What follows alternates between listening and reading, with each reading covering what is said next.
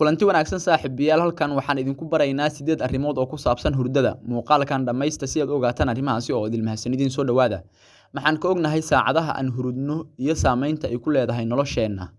Waxaan alaaba maqalnaa in loo baahan yahay hurdo 8 saacadood ah habeen kasta haddaba halkay taladan ka timi. Cilmi baaris la sameeyay isla markaana daafaha caalamka laga sameeyay oo lagu baarayay sida cudurrada ay uga dhacaan dadka kala duwan ayaa la timi gabagabo la mid ah hurdada sideeda 8 saacadood ah. Dadka waqtiga yar hurda iyo kuwa hurdada ku daaha waxay u badan tahay in ay cudurro ku dhacaan, laakiin ma cadda in hurdadu ay tahay waxa sababa cudurrada ama ay calaamad u tahay sababta xanuunka iyo nolol aan caafimaad lahayn. Dadka hurdada yar waxaa lagu tilmaamay kuwa hurda in ka yar 6 saacadood halka kuwa hurdada badanaana la sheegay inay hurdaan in ka badan 9 ama 10 saacadood habeenkiiba. Carruurta waxaa laga doonayaa inay hurdaan 11 saacadood habeenkii, maalintii oo dhan 18 saacadood. Kuwa 10 jirada ah waxaa laga doonayaa in ay hurdaan ilaa 10 saacadood habeenkii.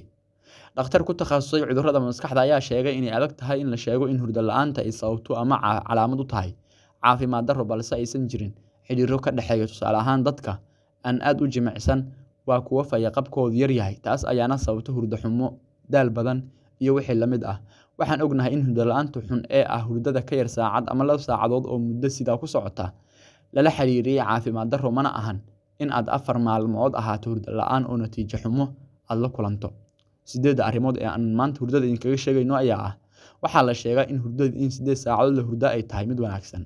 Sidoo kale lambarka labaad ayaa ah in jirkaaga uu ku dhacayo haddii aadan si fiican u hurdin waxyaabo dhibaato kuu keeni kara.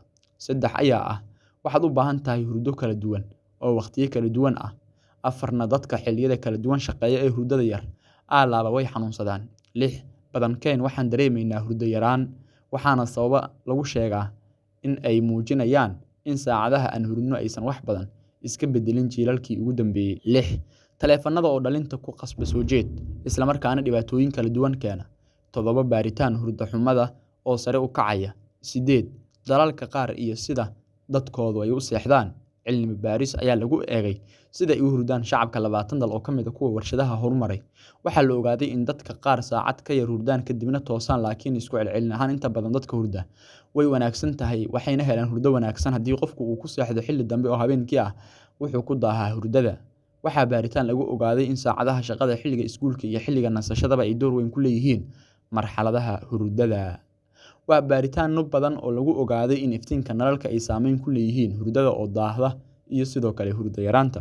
Saaxiibayaal, muuqaalkeennii maantana waa naga intaaya. Bogga Mnur Official follow inuu dhahan una share gareeyo mahadsanidin.